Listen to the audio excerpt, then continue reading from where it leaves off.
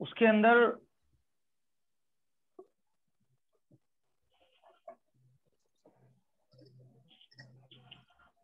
اندر بیان کیا گیا ہے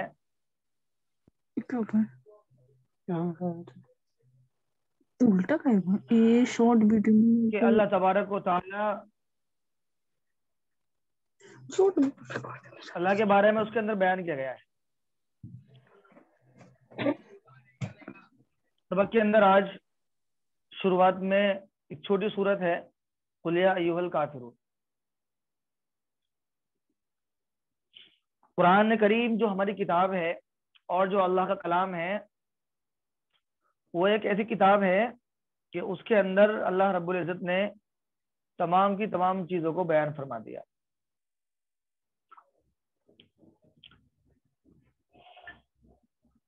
یہاں تک کہ ہماری شروعاتی زندگی سے لے کر کے آخری کی زندگی تک کس طریقے سے ہمیں زندگی گزارنی ہے اور کس طریقے سے ہمیں چلنا ہے، تو وہ تمام کی تمام چیزیں قرآن کریم کے اندر اللہ رب العزت نے بیان فرما دی.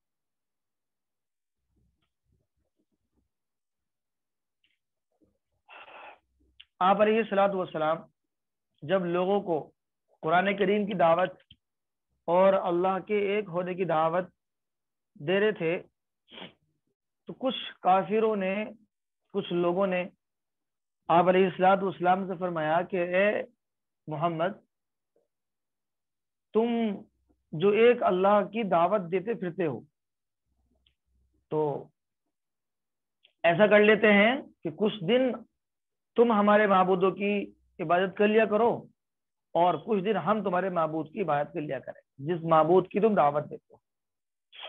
یہاں پر علیہ الصلوۃ والسلام سے کافروں نے بات کو رکھا تو اس کی تردید میں اللہ تبارک و تعالیٰ نے قرآن کریم کے اندر اس سورت کو نازل فرمایا قل یا ایھا الکافرون، کہ نبی جی آپ ان سے کہہ دیں ان کافروں سے کہ اے کافروں، لا اعبد ما تعبدون، کہ میں اس کی عبادت نہیں کرتا جس کی تم عبادت کرتے ہو. میں اس کی عبادت نہیں کرتا جس کی عبادت تم کرتے ہو اور تم اس کی عبادت نہیں کرتے جس کی میں عبادت کرتا ہوں، اور میں اس کی عبادت کرنے والا نہیں جس کی تم عبادت کرتے ہو اور جس کی میں عبادت کرتا ہوں تم اس کی عبادت کرنے والے نہیں. تمہارے لیے تمہارا دین ہے اور میرے لیے میرا دین. یعنی اللہ تبارک و تعالیٰ نے قرآن کریم کے اندر اس سورت کو نازل فرما کر یہ اعلان کرا دیا آپ علیہ الصلوۃ والسلام سے کہ بھئی جس کی میں عبادت کرتا ہوں اس کی تم نہیں کرتے اور جس کی تم عبادت کرتے ہو اس کی میں عبادت نہیں کرتا. تمہارے لیے تمہارا دین ہے اور میرے لیے میرا دین. تو اس سورت کے اندر شرک سے برات ہے، کفر سے برات ہے اور توحید پر اس سورت کی بنیاد پر جمے رہنا ہے، توحید پر استقامت ہے. یعنی حدیث شریف کے اندر آتا ہے کہ جو شخص قل یا ایھا الکافرون کو پڑھنے کے بعد سوتا ہے، سونے سے پہلے روزانہ قل یا ایھا الکافرون پڑھے گا تو وہ کفر اور شرک سے بری رہے گا. چونکہ اس صورت کے اندر کفر اور شرک دونوں بڑی بیماری جو ہیں، ان دونوں بڑی بیماریوں سے چھٹکارا اور برات ہے. آگے فرماتے ہیں ذکر اللہ کی فضیلت. اب دیکھیں ہم جس طریقے سے صبح سے لے کے شام تک زندگی گزارتے ہیں، صبح سے لے کر شام تک کی جو ہم زندگی گزارتے ہیں وہ ساری کی ساری زندگی ہماری اگر ہم چاہیں تو وہ ہماری زندگی ایک عبادت بھی بن سکتی ہے اگر ہم چاہیں. صبح سے لے کر یعنی اٹھنے سے لے کر کے سونے تک جو ہماری زندگی ہے، اگر ہم چاہتے ہیں اس زندگی کو عبادت بنانا تو ہم اپنی اس زندگی کو عبادت بنا سکتے ہیں. سمجھے؟ اور ہمارا ایک ایک لمحہ جو بڑا قیمتی ہے اور جو بڑا آگے کام آنے والا ہے، وہ ہمارا سارا کا سارا وقت جو ہے ہمارا قیمتی بن سکتا ہے اگر ہم چاہیں۔ اور وہ کیسے قیمتی بنے گا؟ آج دنیا کے اندر آدمی ہر ایک وقت، ہر ایک منٹ اور ہر ایک پل کو کامیاب بنانا چاہتا ہے، قیمتی بنانا چاہتے ہیں، لیکن اس سے بھی بڑا قیمتی انسان کا وہ وقت ہوگا کہ جس وقت میں وہ انسان اللہ کا ذکر کرے گا۔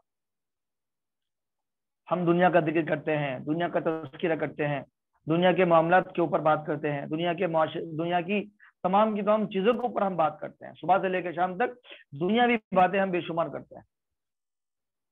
کوئی کسی کے بارے میں بات کر رہا ہے، کوئی کسی کے بارے میں بات کر رہا ہے، کوئی کسی ملک کو لے کر بات کرتا ہے، کوئی کسی بزنس کو لے کر بات کرتا ہے، مختلف باتیں ہماری ہوتی ہیں، اور بعض مرتبہ تو ہماری انہی باتوں کے اندر بڑے بڑے گناہ بھی ہو جاتے ہیں۔ مثلا 4 شخص بیٹھے ہیں، آپس میں بیٹھے ہیں، بات کر رہے ہیں، بات کرتے کرتے بعض مرتبہ کسی کی غیبت ہو جاتی ہے، کسی کی چغلیاں ہو جاتی ہیں، کسی کے اوپر بہتان لگ جاتا ہے، کسی کے اوپر تہمت لگ جاتی ہے۔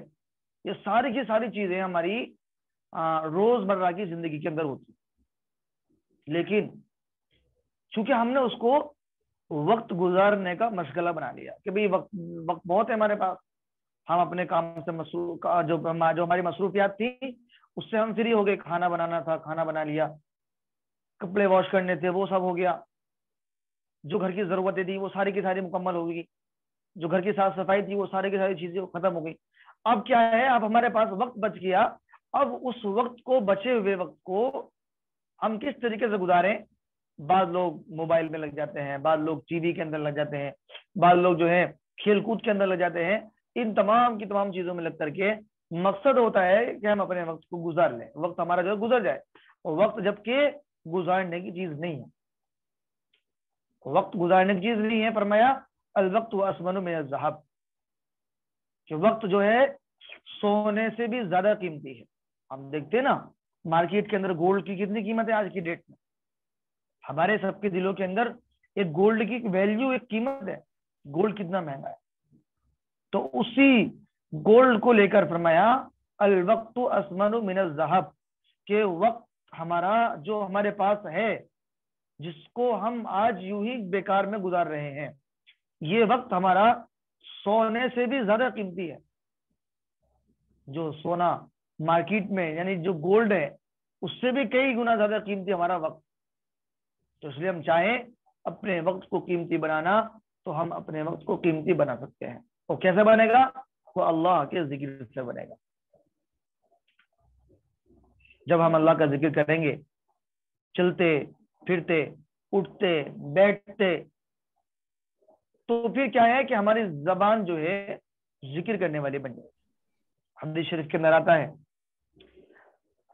ایک صحابی ہیں حضرت ابو موسیٰ اشعری رضی اللہ عنہ، حضرت ابو موسیٰ اشعری رضی اللہ عنہ سے روایت ہے، نبی کریم صلی اللہ علیہ وسلم نے ارشاد فرمایا، اس شخص کی مثال جو اپنے رب کو یاد کرتا ہے اور جو یاد نہیں کرتا، یعنی جو اللہ کا ذکر کرتا ہے اور جو اللہ کا ذکر نہیں کرتا، اس کی مثال زندے اور مردے شخص کی طرح ہے۔ یعنی ذکر کرنے والا زندہ ہے اور ذکر نہ کرنے والا وہ مردے کی طرح ہے۔ یعنی حدیث شریف کے اندر ذکر کرنے والے شخص کو زندہ کہا گیا ہے اور ذکر نہ کرنے والے شخص کو مردہ کہا گیا ہے۔ جیسے کہ مردہ ہوتا ہے اور مردہ جسم کسی کام کا نہیں ہوتا، اسی طرح وہ انسان جو اللہ کا ذکر نہیں کرتا، اللہ کو یاد نہیں کرتا، وہ ایک مرد جسم کی طرح ہوتا ہے، اس کا کوئی وجود نہیں ہوتا۔ وجود اس شخص کا ہوتا ہے جو اللہ کا ذکر کرتا ہے۔ قرآن کریم کے اندر اللہ تبارک و تعالیٰ فرماتے ہیں، یا ایھا الذین آمنوا اذکروا اللہ ذکرا کثیرا وسبحوہ بکرۃ واصیلا۔ ذکر کی بڑی فضیلت حدیث شریف کے اندر آتی ہے۔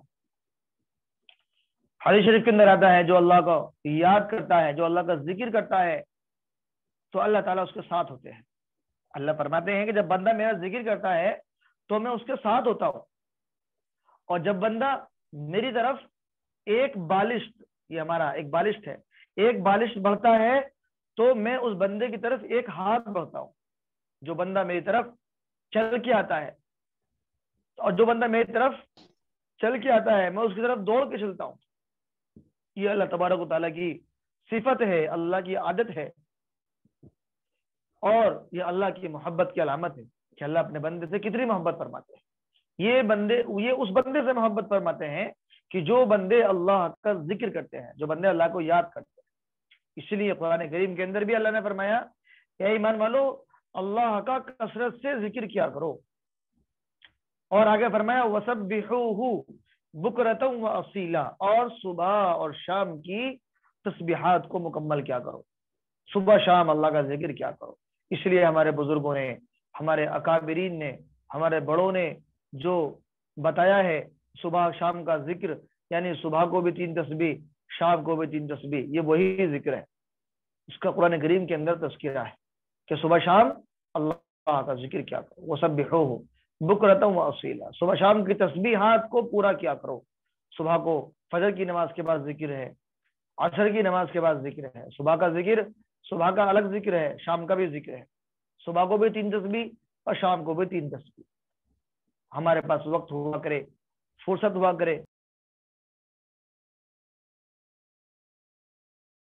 اللہ کے ذکر میں کیا کرنا ہے. پہلا کیا کرنا ہے, پہلی تسبیح, ایک تسبیح مکمل تسبیح تیسرے کلمے کی پڑھنا ہے.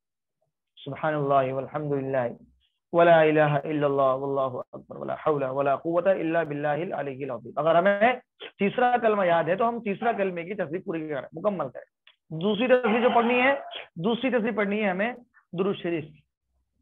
اللہم صلی علی محمد وعلی آل محمد کما صلیت علی ابراہیم وعلی آل ابراہیم انک حمید مجید.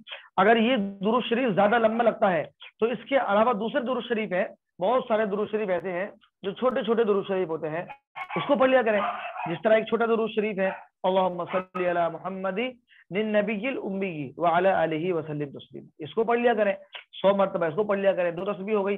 اور اگر دوسرا درود شریف بتایا ہے, اگر یہ درود شریف بھی زیادہ لمبا لگتا ہے تو اس سے چھوٹا بھی درود شریف پڑھ لیا. اگر کسی کو یاد نہ ہو تو صلی اللہ علیہ وسلم بھی پڑھ لیا کرے. صلی اللہ علیہ وسلم, صلی اللہ علیہ وسلم, اس کی مکمل ایک تسبیح پڑھ لیا کرے. یہ بھی درود شریف ہی ہے. پہلی تسبیح تیسرے کلمے کی, دوسری تسبیح درود شریف کی, اور تیسری تسبیح جو پڑھنا ہے ہمیں وہ استغفار کی پڑھنا ہے. استغفر اللہ ربی من کل ذنب واتوب الیہ. انسان سے انجانے میں نہ انجانے میں کتنے ایسے گناہ ہوتے ہیں کہ انسان اس کو محسوس بھی نہیں کرتا, اور انسان کو معلوم بھی نہیں ہوتا کہ اس سے یا اس کے ذات سے کیا گناہ ہوتے. تو اسی کے لیے آخری جو تسبیح ہے. اور دوسری چیز یہ ہے, استغفار کی جو تسبیح آخر میں ہے وہ اس لیے کہ پڑھنے میں کوتاہیاں غلطیاں ہو ہی جاتی ہیں, تو آخر میں استغفار کی تسبیح استغفر اللہ ربی من کل ذنب واتوب الیہ.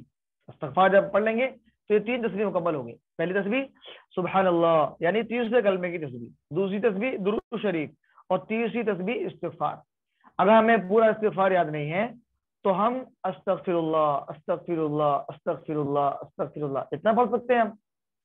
تو یہ ہماری صبح اور شام کا اللہ کا ذکر ہو گیا, جو حدیث شریف کے اندر بتایا ہے اللہ کے ذکر کی فضیلت, کہ ذکر کرنے والا زندہ اور ذکر نہ کرنے والا مردہ ہے.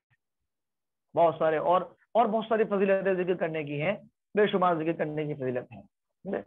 جب ہم ذکر کریں گے تو اللہ تبارک و تعالیٰ ہمارے ہر وقت ساتھ ہوگا. زبان ہماری ذکر کرنے والی بنے گی, زبان ہماری ذکر کرنے والی بنے گی, اور جس زمین پر, جس حصے پر ہم اللہ کا ذکر کریں گے وہ حصہ ہمارا کل قیامت میں گواہی دے گا. اور جس پل میں, جس گھڑی میں ہم نے اللہ کا ذکر کیا ہوگا وہ پل, وہ گھڑی ہمارا اللہ کے یہاں محفوظ ہو جائے گا, اور کل قیامت میں اللہ تبارک و تعالیٰ اس کو ہمارے لیے ایک ذخیرہ بنا کے پیش فرمائے جو کہ ہمارے لیے کام آئے گا. اس لیے ہمیں ذکر کی بھی عادت ڈالنا ہے انشاءاللہ. آگے ہے عقائد. عقائد کے بارے میں آج بتاتے ہیں شرک کا بیان. دیکھو, جہاں انسان کو اللہ کے نبی علیہ الصلوۃ والسلام نے تعلیم دی ہے تو وہیں اس بات کو بھی سمجھایا ہے کہ شرک کتنی بڑی چیز ہے, شرک کیا ہوتا ہے, اور شرک کا کتنا بڑا گناہ ہوتا ہے, اور شرک جو ہے وہ کبھی بھی کسی بھی حال میں معاف نہیں ہوتا. سب سے بڑا جو گناہ ہے وہ شرک عظیم, شرک کا گناہ ہے. شرک کسے کہتے ہیں؟ شرک اسے بولتے ہیں کہ اللہ کے برابر سمجھے اور اس کے مقابل جانے. لیکن شرک بس اسی پر موقوف نہیں ہے. جیسے ہم عام طور پر جانتے ہیں کہ اللہ کے ساتھ اگر ہم نے کسی کو شریک کر لیا, اللہ کے ساتھ اگر ہم نے کسی کو ملا لیا, اللہ کے برابر اللہ کی ذات و صفات کے اندر, اللہ کی طاقت اور قدرت کے اندر کسی انسان کو مان لیا کہ جس طریقے سے اللہ تبارک و تعالیٰ کے اندر قدرت ہے, طاقت ہے, اللہ خالق ہے, مالک ہے, رازق ہے, ہر چیز کی طاقت اللہ کے قبضے میں ہے, اسی طریقے سے فلاں چیز کے اندر بھی, فلاں انسان کے اندر بھی اس طریقے کی طاقت ہے, یا فلاں پیر کے اندر ایسی طاقت ہے, فلاں بزرگ کے اندر ایسی طاقت ہے کہ ہماری مشکل دور کر سکتا ہے, یا ایسے کر سکتا نہیں. یہ تو ہے ہی شرک. لیکن شرک ایک یہ بھی ہے کہ جو چیزیں اللہ نے اپنی ذات والا صفات کے لیے مخصوص فرمائی ہیں اور بندوں کے لیے بندگی کی علامتیں قرار دی ہیں, انہیں غیروں کے لیے بجا لیا جائے. مثلا اللہ تبارک و تعالیٰ نے جو چیزیں اپنے لیے خاص طور پر مقرر فرمائی ہیں, مثلا اللہ کے سامنے سجدہ کرنا, اللہ کے سامنے ہاتھ باندھنا, اللہ کے سامنے کھڑے ہونا, جھک کے کھڑے ہونا, اللہ کو سجدہ کرنا, اللہ کو ماننا. اسی طرح اگر ہم نے یہی چیزیں کسی دوسرے کے لیے بھی ثابت کر دی تو یہ بھی شرک ہے. مثلا کسی پیڑ کے سامنے ہم نے اپنے ماتھا ٹیک لیا, کسی پتھر کے سامنے اپنا ماتھا ٹیک لیا, سجدہ کر لیا, تو یہ بھی شرک ہے. کیا یہ بھی شرک ہے, یہ بھی بڑا گناہ ہے. اللہ کے برابر کسی کو مانا یہ تو شرک ہے ہی, لیکن جو صفات اللہ کے اپنے خاص مقرر فرمائی ہیں, اگر ان صفات کو ہم نے کسی اور کے لیے مان لیا تو یہ بھی شرک ہے. نمبر 1, شرک کی کئی صورتیں ہیں. شرک کی کتنی صورتیں ہیں؟ کئی ساری صورتیں شرک کی ہیں. نمبر 1, اللہ تعالیٰ کی ذات میں کسی کو شریک ٹھہرانا. مثلا عیسائیوں اور مجوسیوں کی طرح 2 یا 2 سے زیادہ خدا ماننا. جیسے عیسائی اور مجوسی لوگ جو ہوتے ہیں یہ اللہ تعالیٰ کو ایک نہیں مانتے, بلکہ کہتے ہیں کہ اللہ 2 ہے, کوئی کہتا ہے اللہ 3 ہے, کوئی کہتا ہے اللہ 3 سے زیادہ ہے. اس طریقے سے یہ بھی ایک شرک ہے. نمبر 2, کسی بھی بندے کے لیے ان غیب کی باتوں کا علم اللہ کے عطا سے ماننا جن کے بارے میں قرآن و حدیث میں تصریح ہے کہ اللہ کے سوا ان کو کوئی نہیں جانتا. مثلا بعض چیزیں ایسی ہیں, بہت سی چیزیں ایسی ہیں جن کو اللہ کے علاوہ کوئی نہیں جانتا, لیکن اگر ہمارا عقیدہ یہ ہے کہ نہیں اللہ تو جانتا ہی ہے, لیکن یہ چیزیں اللہ کے علاوہ کوئی دوسرا انسان بھی جانتا ہے. مثلا قیامت کب آئے گی, اس کو اللہ کے علاوہ کوئی نہیں جانتا. سب نے علامتیں نشانیاں تو بیان کی ہیں, آپ علیہ الصلوۃ والسلام نے فرمایا, لیکن یہ کسی نے طے نہیں کیا ہے قیامت اس دن آئے گی. قیامت کب آئے گی, کب کا مطلب سمجھ نہیں نا, کہ ایگزیکٹ ٹائم نہیں کسی نے بتایا. یہ تو صرف اللہ ہی کو معلوم ہے کہ قیامت کب آئے گی, یہ کسی کو معلوم نہیں. اگر ہم نے اس کا عقیدہ رکھا کہ یہ قیامت کا مسئلہ کسی اور کو بھی معلوم ہے قیامت کب آئے گی, تو یہ بھی شرک ہے. اسی طریقے سے جیسے اللہ تبارک و تعالیٰ کے اندر ایک قدرت ہے تصرف کرنے کی. تصرف کا مطلب بدلنے کی, تبدیل کرنے کی. اللہ چاہیں تو کچھ بھی بدل سکتے ہیں. اللہ تعالیٰ چاہیں تو ہر چیز جو اللہ نے بنائی ہے اپنی قدرت سے, اللہ تعالیٰ چاہیں تو اس کو اپنی قدرت سے بدل بھی سکتے ہیں. تو یہ بھی قدرت ہے. اسی طریقے سے اگر ہم نے اس کو کسی بندے کے مانا کہ بندہ بھی اس کو بنا سکتا ہے اور بھی سکتا ہے اور اس کو بدل بھی سکتا ہے, تو ایسا عقیدہ رکھنا بھی کفر ہے, وہ شرک ہے. اب آتے ہیں مسائل میں کیا ہے آج؟ وضو کے فرائض, سنتیں اور مستحبات. وضو میں کتنے فرض ہیں, وضو میں کتنی سنتیں ہیں, اور وضو میں کتنے مستحب ہیں؟ وضو کے فرائض, وضو میں 4 چیزیں فرض ہوتی ہیں. نمبر 1, پورا چہرہ دھونا. پورا چہرہ پیشانی کے بالوں سے لے کر تھولی کے نیچے پورا مکمل چہرہ دھونا, یہ وضو میں فرض ہے. نمبر 2, کوہنیوں سمیت بازوؤں کو دھونا. یہ کوہنیاں ہیں ہماری, ان کوہنیوں کے سمیت ہمیں پورے بازو ہم دھوئیں گے. یہ پوری کوہنیاں ہیں, کوہنیوں کے سمیت ہمیں پوری بازو دھونا. نمبر 3, چوتھائی سر کا مسح کرنا. مسح کریں گے ہم چوتھائی سر کا, یہ مسح ہمارا, یہ چوتھائی سر ہو گیا ہمارا مسح. امام ابو حنیفہ رحمہ اللہ کے نزدیک 2 بال پر 3 بال پر بھی ہمارا مسح ہو جائے گا. چوتھائی سر میں اس میں اب مسح کیسے کریں گے؟ چوتھائی سر کا مسح کریں گے, اس طرح یوں کریں گے. مسح کرنے کے بعد پیچھے کو لے کے آئیں گے یوں. پورے سر کا مسح کرنے کا سنت ہے, فرض جو ہے وہ چوتھائی سر کا مسح ہے. نمبر 4 ہے टखनों समेत दोनों पाँवों को धोना। पैर हमारे दोनों पैर हैं, दोनों पाँवों को हमारे टखनों के समेत धोना, ये वजू में फर्ज है। वजू की सुन्नतें कितनी है? नंबर 1 नियत करना कि हम वजू कर रहे हैं, पाक होने की नियत करना, वजू कर रहे हैं पाक होने के लिए। नंबर 2 बिस्मिल्लाह पढ़ना, बिस्मिल्लाहिर्रहमानिर्रहीम। नंबर 3 दोनों हाथों को धोना, दोनों हाथों को धोना। नंबर 4 है मिसवाक करना। अगर हमारे पास मिसवाक नहीं है तो हम उंगली से दांत साफ करेंगे, जैसे मिसवाक करते हैं इस तरीके से हमें उंगली से दांत साफ करना है। अगर मिसवाक नहीं है, अलबत्ता मिसवाक होना जरूरी है क्योंकि मिसवाक वजू में करना सुन्नत है। नंबर 5 कुल्ली करना। नंबर 6 नाक में पानी डालना, ये वजू में फर्ज नहीं है बल्कि सुन्नत है। नंबर 7 हाथ और पाँव की उंगलियों का खिलाल करना। नंबर 8 तमाम आधा को 3 बार धोना।